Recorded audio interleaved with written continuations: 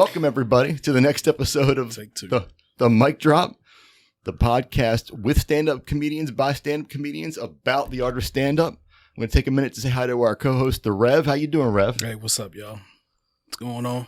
How you been? I'm all right. I'm in different places since the last time we did this podcast. Are you in a better place? Man, I was in a better place then. This is a deeper place. You're in a deeper place. Yeah, I think so. I mean, more wide. I don't know. You know, you travel through the cosmos of your mind. So yeah, I'm still here. It's right. Okay, good. Feels right. I see that you've changed some things in here too. I like it. I'm digging the light.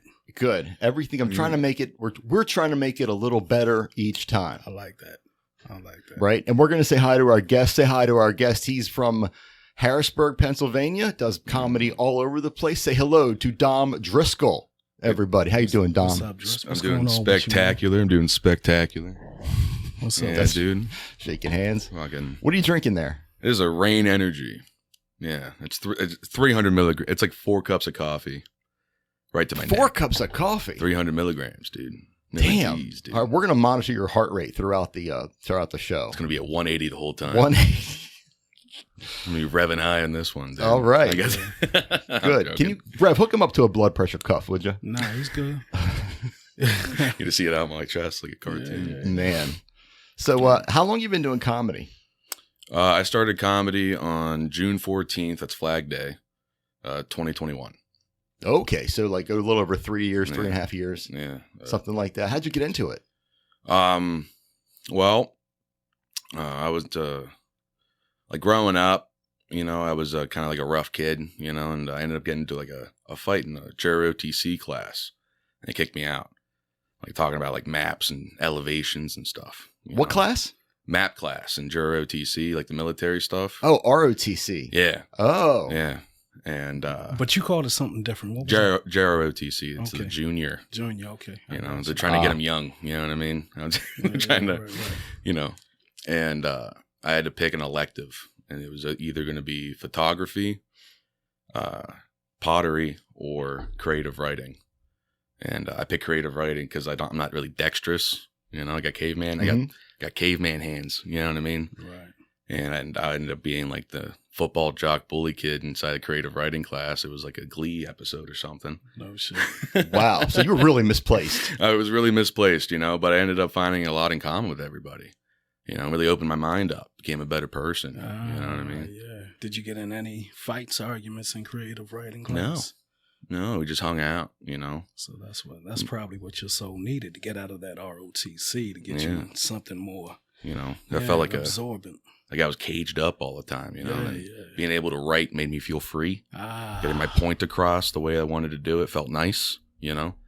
And then in college, I went to plumbing school. Yeah. Thaddeus Stevens, it's like a super vo-tech, you know. And I went in there and I took public speaking classes, and I didn't have stage fright. There you go. I bet that's like got to be 80 or 90% of doing stand-up successfully. Yeah. I mean, but like I didn't get nervous of like what the people were going to, like, me going up and the people seeing me didn't make me nervous. It was, are they going to understand what I have to say? That's what gets me the most worked up. You know what I mean? All the butterflies and stuff, you know? Even now? Oh, yeah. I love it. That means I care. You know? Yeah. That means I give a fuck. Right. It means I'm there to do something. I'm excited. If I don't feel it, then I'm not going to do it. You know what I mean? Yeah. Mission based, you got a purpose. Yeah. You know, if I felt something while being a plumber, I'd be working 12 hours a day as a plumber. Instead, I'm just doing 6 or 7. You know what I mean? Yeah. So you went from creative writing to being a plumber. Yeah. That's a jump. Yeah. And, you know, it's just, you know, my mom made me go to college. I didn't want to go.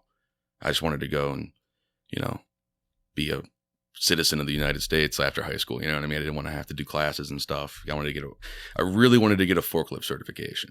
I don't know what it was. It's like everyone talked about people with forklift certifications getting pussy.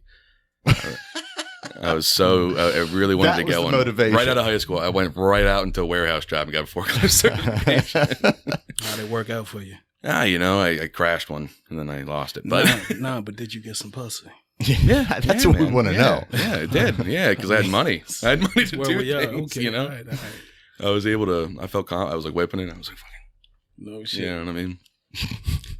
But did you ever drop any packages? oh, any dude, boxes? I worked at the toilet store. It was a toilet warehouse. Yeah, right. Oh, this is gonna be good. And I dropped like 36 toilets. Yeah. I'm like $6,000 worth of toilets. You know. And Did you have a job the next day? No. I just saw a video. Did you see the video of the guy in like the beer warehouse or something, and the things are stacked to the ceiling? Yeah. Oh, I have seen that video. And they just all fall all over each other. Right. Oh yeah, dude. Like it's like, I mean, there's insurance for that stuff, but like cleaning it up. Yeah, how? I mean, How it's- long does that take? That floor's gonna be sticky for years, dude. I mean, the 36 toilets I could see cleaning up in a day or so. I had to but- do it myself, Wow. and then they fired me. Was that your entree to plumbing? I was working 2 jobs at the time. You know what I mean? And then I got sick of it. I was mad at the world, you know. So then I started doing comedy, you know. And then I'm still mad at the world. I guess nothing really changed. About what? What do you mad? You know? What are you mad about? I don't know. Like I have I've always had like I'm one of those like, punk rock, you know, like authority figure hater guys. You know, like that's always been my thing. Like I'm like I'm always working on that. Authority makes you angry. Yeah, like telling me like how to like I can't do something because of this. You know what I mean? Yeah. And that made me angry too, like being a comedian in itself, because no one looks at me and expects me to be a comedian. You know what I mean? Like I look like a guy, like a lug I look like a henchman in every superhero movie. You know what I mean? I look like one of the guys John Wick beats up in a movie. I don't look like a funny guy. You know? My entire life it's been like that. No, I can see the funniness in you. Yeah, because I mean now we're talking about like if I'm just like standing around in the sheets. Yeah, it doesn't mean, it doesn't mean You know? You're going to pull out your cell phone. Yeah. some people like, still can see it. Yeah. Oh, It's dude. sometimes it's through conversation. Even if you didn't tell me, I mean, if you got some type of a funny spirit, somebody's going to say it because you can't deny it. It's going to come through. Yeah. No, that's true. You know, that is a very true thing, you know, but I don't know. I just got the lug face. Like I look like like that's what I'm doing right now for a living. I'm just standing next to doors for money. You know what I mean? Yeah. Okay. So let's talk about that. Speaking of plumbing and pussy, you work at a strip club. I do. A gentleman's club. Sorry, Really? gentleman's It's club. a gentleman's club. Thank you for correcting me. What's the difference? Does one have a buffet? Does yours have a buffet? Bottom stay on. The bottom stay on. Yeah, Okay. Yeah. There's no there's no like, you know, vaginas out at the gentleman's club. Just boobs. And honestly, when High you walk in, standards. it's like a Buffalo Wild Wings with boobs. That's what it is. So there's That's it. food. Yeah. Oh, They got a buffet? Like, it's like $50. Like tonight I'm working. It's 50-cent wings.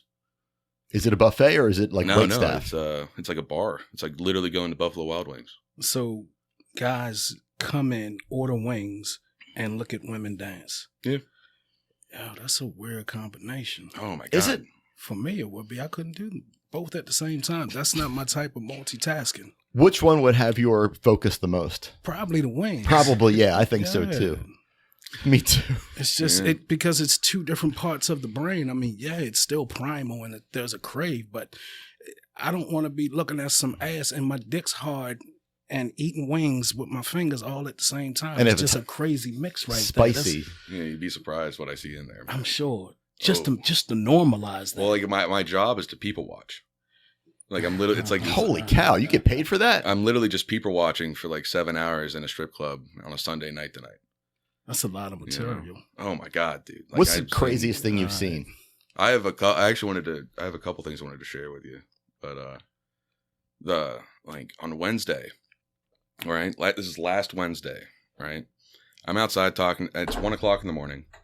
I'm outside talking to these Moroccan guys that were janitors, right? Like just got off work from their shift, you know, they're cleaning up a school or something. Right. And I get a call on the radio. It's all hands to champagne. And the champagne, I don't know if you guys are familiar. Champagne is like it's a longer, more intimate lap dance. Mm-hmm. You know what I mean? And I'm going in, I'm doing like a Peyton Manning jog Mhm. like into the Right. club, you know? Because I'm the cooler. Like I'm the guy that like calms everybody down. Patrick Swayze, I got Yeah. you. Roadhouse. I'm like, dude, come on, you're not mad at me.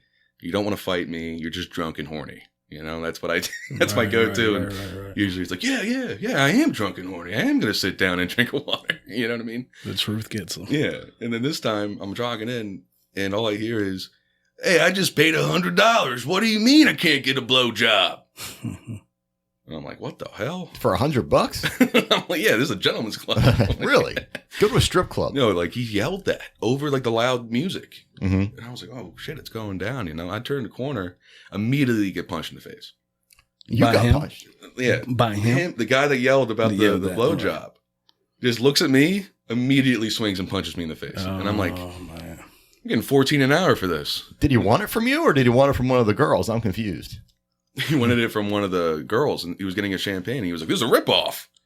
What the hell? You know what Wow. I mean? He's been cheated. What did he pay the $100 for? The champagne room. Just the dance. Yeah, it's a 10 minutes for $100. Didn't Chris Rock have a song called "There's No Sex in the Champagne Room"? Like, don't we all know that by now? I don't know. It sounds familiar. Yeah, it's a common rule. Right. There's no sex in the champagne room. Yeah, and it's on camera. Everything's on camera. Right. You know? Well, So I don't know, after that's- he punched you, what did you do? I just I got rocked.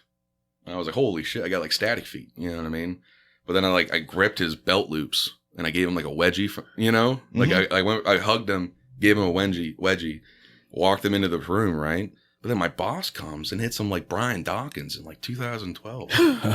Gets him down, gets his wrist, pulls him out, dude. It was crazy, man. I was, before I was, well, now I'm a stage maintenance guy, which is like a lot like being the host of an open mic. And I'm like, where are the girls at? Who's next on the list? So did that guy ever come back and ask for Oh, the he's banned. Brian Dawkins special? No. I like that wedgie Brian Dawkins shit. Oh, dude, you got to get the guy. That's my move. Yeah. Whenever like you want someone to move, you just grab the back of their pants. Right. Because like they're like, oh, because that one's if you're walking around and someone grabs the back of your pants, like you're like, oh, you know what I mean? Right. That's not normal. Yeah, but anyways, There's actually like really peaceful, except for like maybe like once a week. There's a rowdy guy. mm-hmm. I think I'd sooner punch somebody over the wrong wing sauce than not getting a blowjob. That's what I'm saying. Yeah. It's just these guys are like I'm noticing like a lot of guys in the world, like the only chances of talking to like a woman that they find attractive is at a strip club. Mm-hmm. With how the world's going right now. Yeah. Don't they all hate men? A lot of them are gay. The strippers? Yeah. Oh, wow. A lot of them are gay. So yes, they hate men. Yeah. Like I was walking this one out to the car and she drove the same car as my girlfriend. Mm-hmm. Like a Subaru Forester, right? Mm-hmm. And I'm like, hey, wow, you drive the same car as my girlfriend. And she looks at me and goes, oh, wow, she gay too? Mm-hmm. And Yeah, I that's was kind of like the gay yeah, car. And isn't I it? was like, get in your car and leave. You know what I mean? And I walk them all out. They're all roasting me and stuff. All right, now that brings up another point. Did I see that you do stand-up comedy at the strip club? That I work. That's how I got the job there. Yeah. What? Yeah. You got the job at the strip club because you were doing a stand-up night there. I was hosting the open mic. So I was at the host the first open mic. Did you perform by the poles or there's a a party room with like two poles in there. is Ryan Waddington swinging on a pole? That's all I want to know. No, he doesn't have the upper body strength. No. That's a hard task in itself. Have you ever tried it?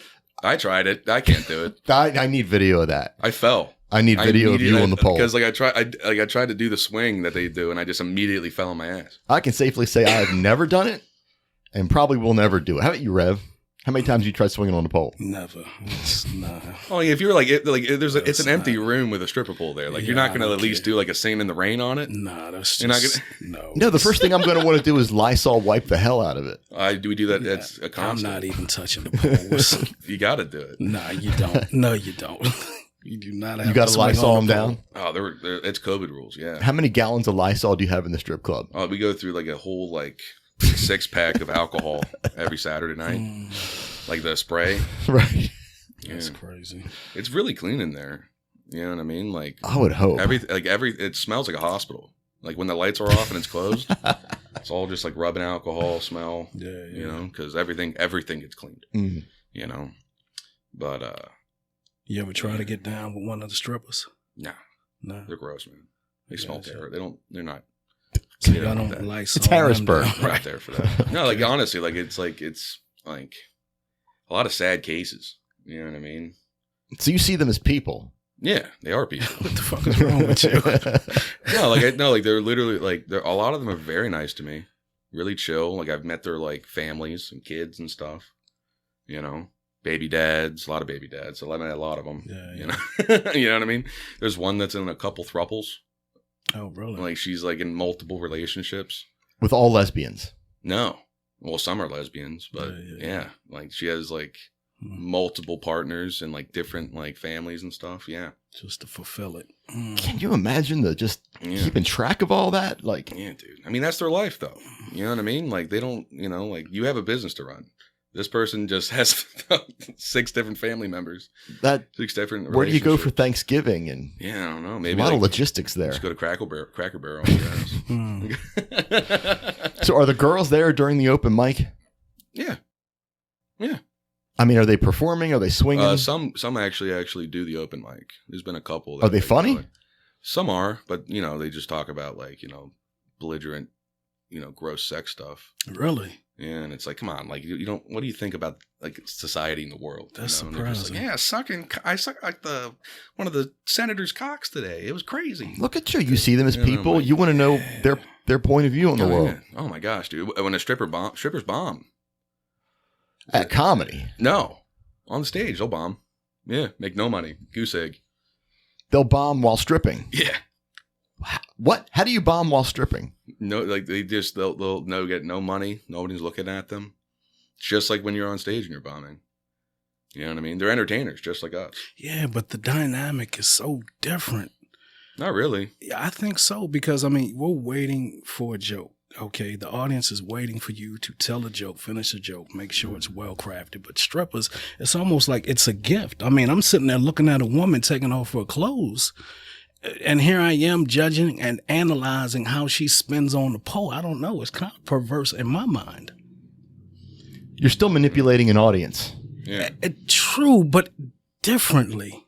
Very differently, yes. Differently. And it's almost like you would give them more of a pass because of what they're doing and not because of what they're creating. I mean, am I right or wrong? Oh, yeah. No, you are correct. Yeah, so... Like some of the smartest people in the world are prostitutes. That is true. Dom would know. He looks at them as people. Everybody's a person. I don't judge a single soul, man. I treat everybody the same, which is not that good. The psychology. Yeah. You know, you got to be. That's a big thing that I believe in. It's like you got to treat everybody just the same as you would treat yourself. You know what I mean? Till it gets to a certain point, and they don't deserve it anymore. And that's true. Huh? You know? What do you mean?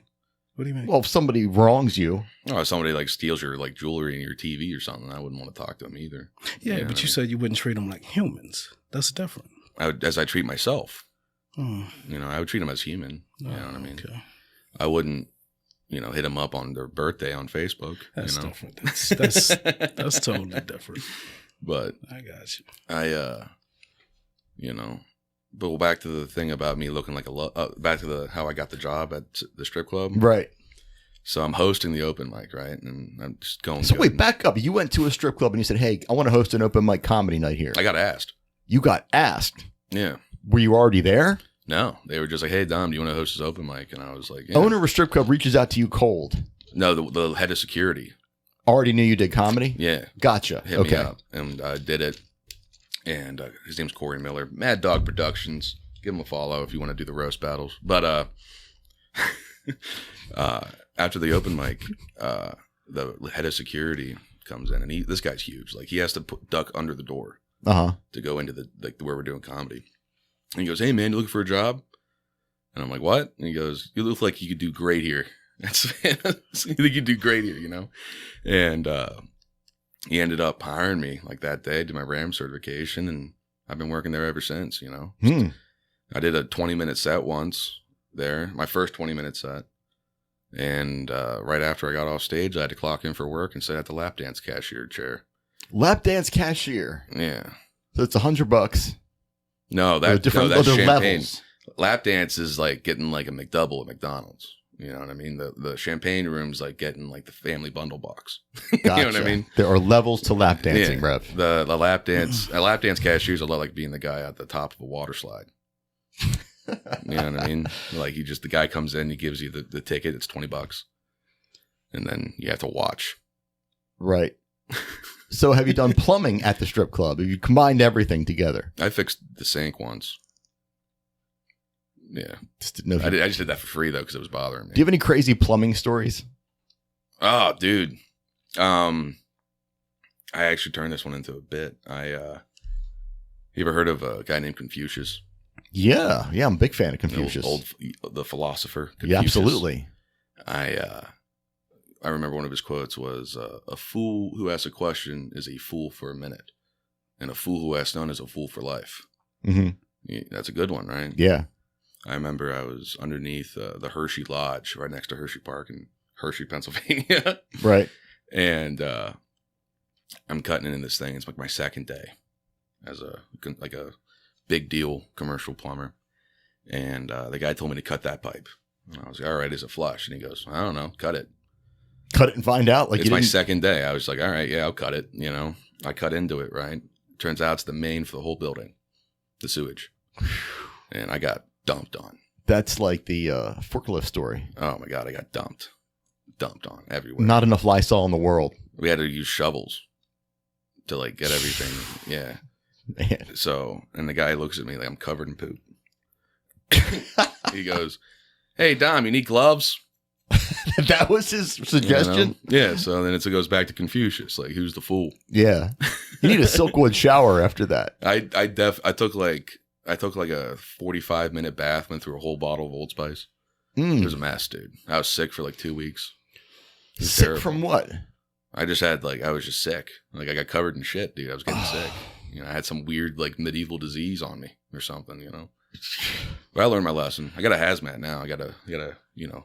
But wait, when you cut the main, Yeah. how did you stop it eventually? It ran out. I mean, but if it's for the whole building, you had to tell everybody to stop flushing, right? Oh yeah, we shut it off, yeah. Okay. But then like the shut off was at the building. I'm like 60 feet underground. Oh my God. Yeah. That's a lesson learned. Oh yeah. You know, you gotta ask more questions. You know what I mean? Did Confucius say anything about finding the shut off? Yeah. You gotta ask Confucius, you know what I mean? Yes. Yeah, that was probably the worst, you know. Because after that I got demoted to trench digger. I was no longer doing service. I was digging holes. Right. You know, and that was just, you know, sometimes when I bomb an open mic, I go back and I think like, man, if only I liked digging holes. You know what I mean? I could have just been doing that, making money, doing it, you know, but I would go crazy. You know, I would just start yelling at the sun. And yes. shit. You need an outlet. Yeah, I can't. I gotta, you know, do my stuff, you know, and I don't know why I'm like that. Mm-hmm. Do you get heckled a lot? Yeah. How do you deal with hecklers? I mean, when it comes to the heckle in itself, right? Like, if it's something if it's a drunk guy just like doing something that he thinks it's funny, weigh in on it, make him, but like in a way that makes him feel below you. Mm-hmm. You got to win. You got to beat every heckler. You know, you can try to use it to help your set. You know, but if it's someone saying like "fuck you," blah blah blah, you suck, you know, you got to dig on them. You have to, you know, try to make the room in your favor again. You know what I mean? Because that's what it is. That's what you're doing. That's how I feel about it. You know, like I'd rather piss someone off when it's funny to the other 80% of the room. You know what I mean? Yeah. Than let that guy feel better about himself. Right. You know what I mean? Like, I don't know. Sometimes I have like some jokes that I do that entice heckling because it gets the energy up really high, really fast. You entice heckling. Yeah, Wow. I just ask questions and then I get the audience to fight each other sometimes. It's nice. That's interesting. Are you ever worried though? Because there's a big risk that if you engage a heckler, they might be funnier than you. Yeah. I've seen before where the heckler is funnier than the comic. Well, then, but if you're self-aware and you bounce off of it, well, Right. You'll be You've got the passable, presence but- of mind to deal with it. Yeah, but you'll lose sometimes. Yeah, but if you facilitate an environment that you're sparking some type of division in that audience and heckling comes out, isn't that your fault? Yeah. But he said he does it on purpose. No, I got that point. I'm saying, so when you deal with a heckler, is that heckler trying to take your power, or are you trying to take his power at that time because you created that environment? I'm trying to take his, Yeah. you know? Huh. How does that work? So like I have one of my jokes is like, I talk about it's really easy to stereotype people based on the cars that they drive. So I'm like, you're driving down the street and you see a big lifted pickup truck going down the highway, right? Mm-hmm. What's the first thing that comes to mind? Usually it's like tiny dick, compensating pussy, you know, hates women, you know. And then I'll start arguing. And I say, most likely it's a hardworking blue collar man. I do it again. 4-door 90s Honda Civic with a spoiler in the back. Douchebag. Most people yell at Mexican. But that's just true. Is that a thing? Yeah. But everybody forgets about the white guys on meth. You know what I mean? Yeah. But at the end of the day, they're also hardworking blue collar men. You know what I mean? Or their dad's a lawyer. Could be. Dad's a lawyer. Yeah. But then I say, like, I drive a van. What does that say about me? And everyone's like, you're a rapist, you're a pedophile. And I'm like, you guys. And then I just go on. And the energy's really high for my next stuff. Oh, okay. So you've thought 10 steps ahead as to what they're probably going to say. Yeah. That makes sense. Because, like, it's not, and like when someone yells at something crazy, you can bounce off of that. If it's something that I don't expect, that's going to be something that's going to be weird to the audience as well. Mm-hmm. You know? Does it normally work? Yeah. Yeah. Now, Rev, you will engage. Absolutely. When you get heckled, absolutely. God help them. No, not really. I mean, it depends on who the heckler is and what their reasoning. Sometimes you set up the environment where you deserve it, and then you got to do a judo thing. Mm-hmm. So it depends. You got to read it. So am I setting it up like you? Nah, I just don't believe in dividing them like that on purpose for me. But nah. That's okay. I mean, there's a method to everybody's madness, and if that's your method and it works, you keep going down that road. How long have you been in this field of comedy? 3.5 years. So you really know. So you're really you're learning certain things, the idiosyncrasies of this entire art form. Oh yeah. So there's a lot. So is your mind open to learn more, or is your chest out to be like, nah, I got this? Well, like, I'm kind of okay with fucking up a couple times, you know what I mean? I don't have any fear of having a bad set. Yeah, that's important. You know, like I'm willing to bomb if I learn something. So you never bomb, really. That's always a W. You know, and everybody gets so like worked up and stuff. The only time I get nervous about bombing is when I'm recording a long set. Like if I'm recording like a 20-minute set and I'm bombed for like 4 minutes of that 20 minutes, I get pissed off. You know what I mean? But it's a lot of fun time. But isn't it the same experience, but you just added a camera to it, so there's a different type of anxiety, right? Yeah, I got you. You know, like when I'm at a show. You know what I mean? When I'm doing like a big thing, if there's someone important, that's what I worry about. Bombing, I don't really worry about. You know what I mean? Does it feel unnatural to do your set in front of a camera? Yeah. Opposed to doing your set with no cameras around? I don't know. I've been recording my sets since I started, man. So you should feel natural now. Yeah. There should be no anxiety. That's something I realized too, is like a lot of guys that started before me don't record their sets. Is that advice you would give to a new comedian? I would 100%. Because like a lot of people just start with audio. They just do the audio. You know what I mean? Yeah, that's not enough of the story. Yeah, you got but then they're doing the audio and they're like, oh, what? I said this joke. I did it this certain way. I did this with this, with this, you know? And then like you look at the visual and it's just them just standing there like that, you know? Like, and for some people it does work, but like you got to feel what you're saying. That's something that I think, you know? Like if you want to emphasize something, you got to move with it. You have to show that you emphasize this. Visual cues, like Dangerfield doing the tie. Right. You know what I mean? You record yours? I've been recording mine a lot now. It's helpful. Yeah, and I also don't even think about it when I'm up there because I don't feel differently whether I'm being recorded or not because I forget I've set the camera up.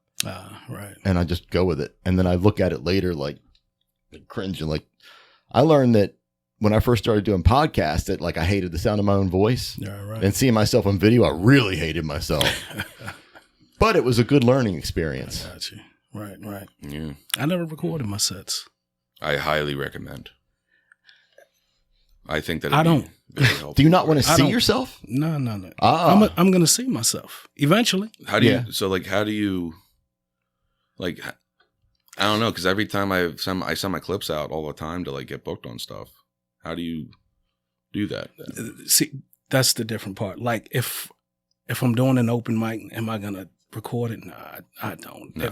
When you're headlining, If I'm satire. headlining, yes. Yeah, there you go. I'm gonna do it. There you go. I'm gonna do it Okay. then. But other than that, it's almost like, you walking and talking, waking up. You don't record what you're doing That's true. in everyday life. So why am I gonna start doing it now? I You got feel if you're off. I got you. So that's But you've been why doing I it don't for do a it. really long time. Yeah, but still, I never recorded. Mm-hmm. But I don't know. It's a Zen-like thing, but it took time. It took time. Oh, yeah. I mean, there are many times now I've recorded it on tape deck, so I'm going way back. Yeah. And after a show, which I knew I bombed, I'd open up the window even way before I got home, and I'd throw that bitch out the window because I didn't want to hear that shit because I knew it. I knew it. So, but Oh, dude. but a lot of people that tape them, and yeah, that's good shit right there. Yeah, Yeah. that's good shit.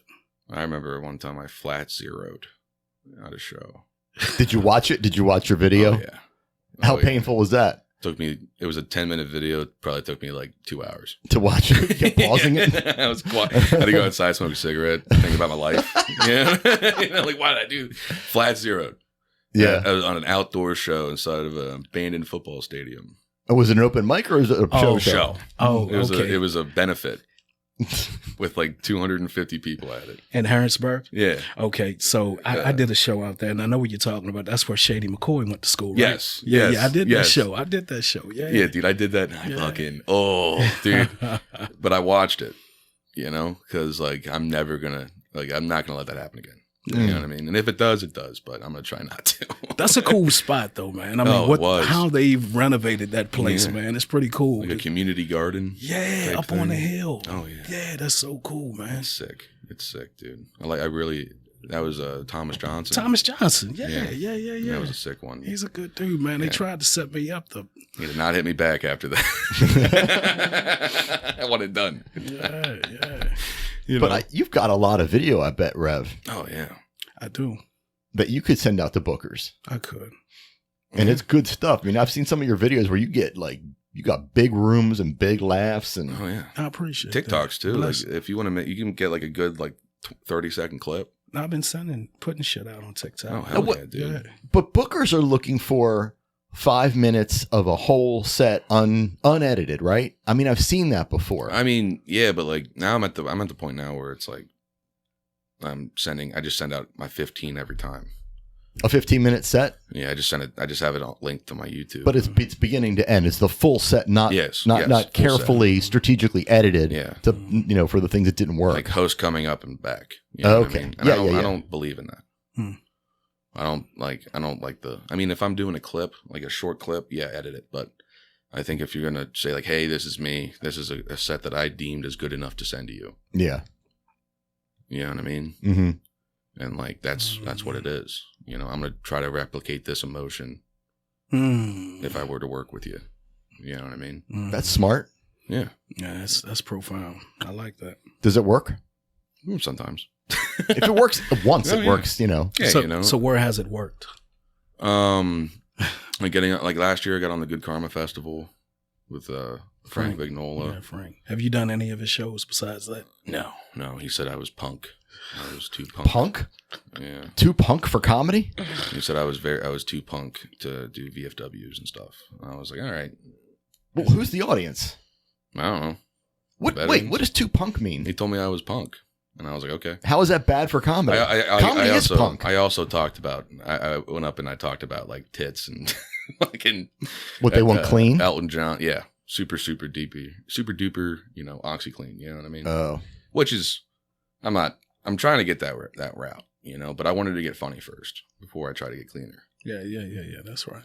Because Yeah. like I don't even know if I have my voice yet, and I'm like 3.5 years in. I'm still working on that. Yeah, that's an interesting point. I hear it takes some people 10 years to find their voice. Yeah, you seem like you're very comfortable on stage. You know what I mean? Yeah. That takes time. It takes a lot of time. I stand up there and I'm all like stiff. You seem very comfortable. I don't feel comfortable. You look like you belong up there. Like you're just like maybe you got better things to do, and you just came around and did this set. And it was very like party your day. Oh, First time I saw you, you were totally comfortable. Oh yeah, but on the outside, I guess. Yeah. You know Well, what I mean? came across that way, so that's good. Which is good. Yeah, that's I mean, you good. talked about fucking a cinder block one time, Oh, yeah. so Yeah. Which I got logistical questions about dark that. Dark times. Yeah, I was so lonely, you know what I mean? But fortunate. I mean, cinder block holes are like... you know, desperate times, you know what I mean? You gotta figure it out, you know? Yeah, absolutely. Army crawl through the desert, you know? You gotta figure it out. And you got material like about your dad. Oh, yeah. Right? How's your relationship with your dad? It's great. It's okay. Yeah, you know, like I call him every day. We see him every day. You know, he's my boss. Plumbing boss? Yeah, like I work for the family business. I mean, you have many different jobs. So I didn't know if he was. No, so we're property managers for a bunch of landlords in Harrisburg. Oh, that's nice. Yeah, a lot of we do a lot of like Section 8 housing. Oh, okay. You know, did he assign you the cut that pipe that? No, okay. That was when I was working for I was doing my first labor gig for commercial plumbing. Then I switched to being a used car salesman. And then I went to the toilet store, and then I started working with my dad and working at the toilet store. And now I'm working with my dad at the strip club. So when are you going to sell carpet? That's probably the next thing. Yeah, right. And mattresses. Yeah, mattresses. that would be hell on earth. I would never. I would lose my mind. Really? You'd rather do plumbing and sell used cars than mattresses? Yeah. 100%. Why is that? Well, I was in prime. I was a subprime credit car salesman. Oh my gosh! Like I gotta have like a weird job. I want to I like having like stressful gigs, I guess. So you got to sit down with somebody and say, "Yeah, it's going to be 24%." Yeah, on this Corolla. Oh yeah, I got a lot of those.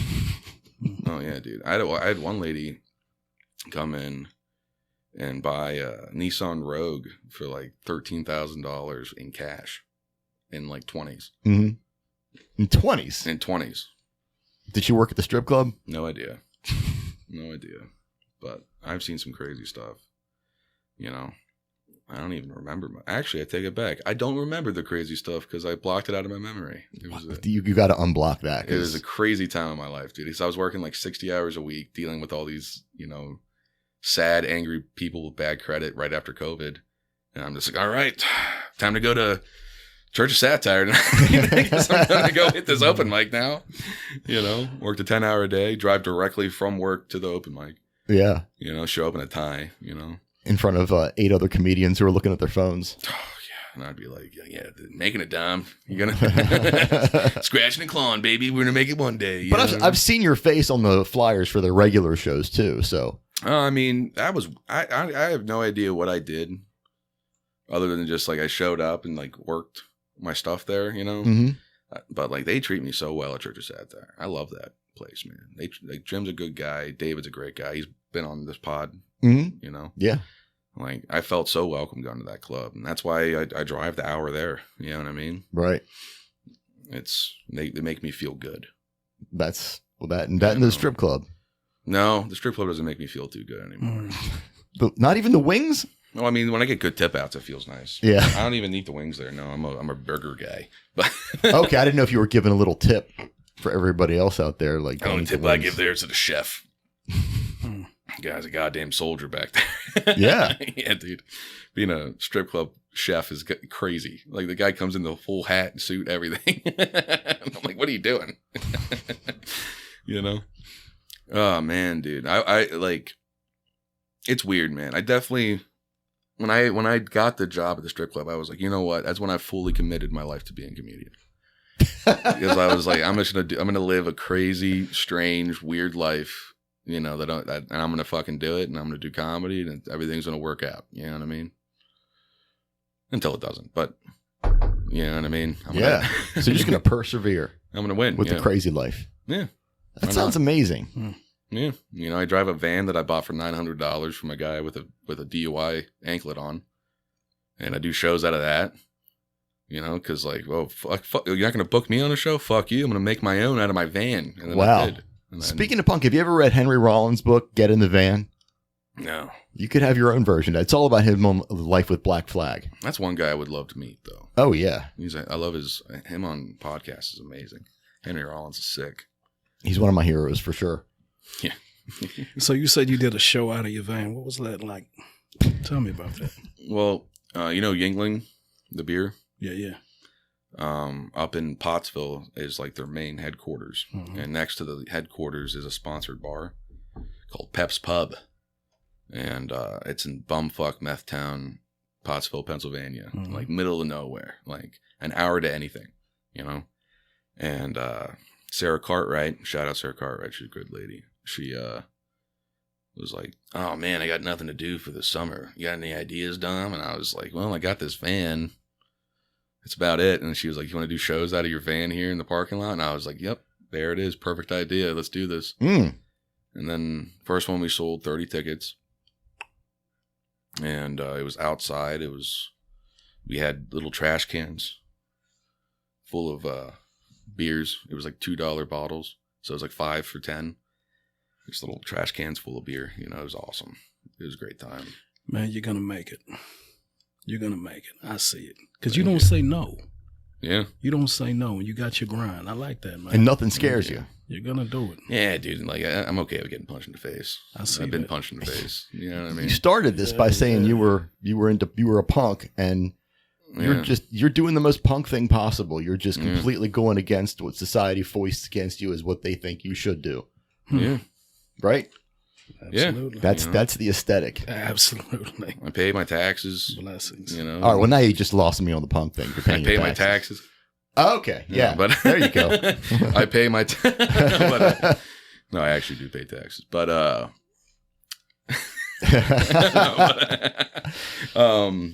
I got an accountant that isn't afraid of jail time if you want me to hook you up. Oh man, dude. I just remember when I was a kid, I couldn't really communicate well. I grew up so my dad was in the Navy and my mom's Dominican, so I grew up speaking Spanish up until my dad got out. So like 13, 14 is when I got English down all the way. Mm-hmm.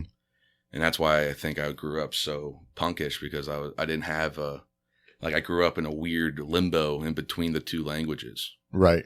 Where I didn't know what anything was. I kind of just, everyone's out there talking about, like Sandy Hook and Katrina and stuff. And I'm wondering, like, why the hell's the sky blue?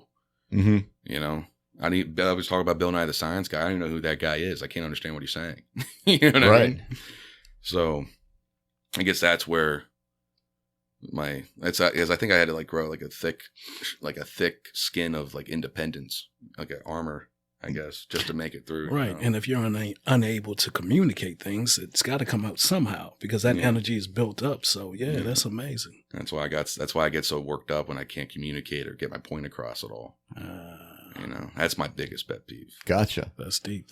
Well, look, we got to wrap it up here, but thank you for coming on. Yeah, this is awesome, man. It's been great. Rev, you got anything to promote? No, I got a show, February 15th at the American Legion in Westminster. So just hit me up on Facebook, IG, and you can get tickets. So it's gonna be a great show. I got a chick named Sarah. I can't think of her last name now. Is it Sarah? Fuck it. Just hit me up, and we'll go from there. Yeah. How about you, Dom? Anything coming up? I have next Saturday on the 21st. I have I have to think how to say it right. The Winter Non-Denominational Happy Festive Comedy Show. I think that's what it sounds good. And then you, of course, Non-Denominational Winter Festive Comedy Show. Of course, people can catch you at the strip club and at Church of Satire. I will be at Savannah's. If you want to have a safe time and enjoy yourself in Harrisburg, Pennsylvania, come out to Savannah's. You're in good hands. It's not all just about the boobs and stuff. You can hang out. And I'll be I was in Harrisburg a few weeks ago to a midget wrestling event. Oh yeah, that's fucking that was nice. God, dude, that was nice, man. That was one of the best times. I work with individuals with disabilities, and I took them to this show. Best time ever. Best time. I mean, just the vibration in there, man. Everybody was going nuts, and it was normal. Mm-hmm. It was normal, man. So anytime you get a chance, you want to see some midget wrestling? It's on my bucket list. It should be. Yeah.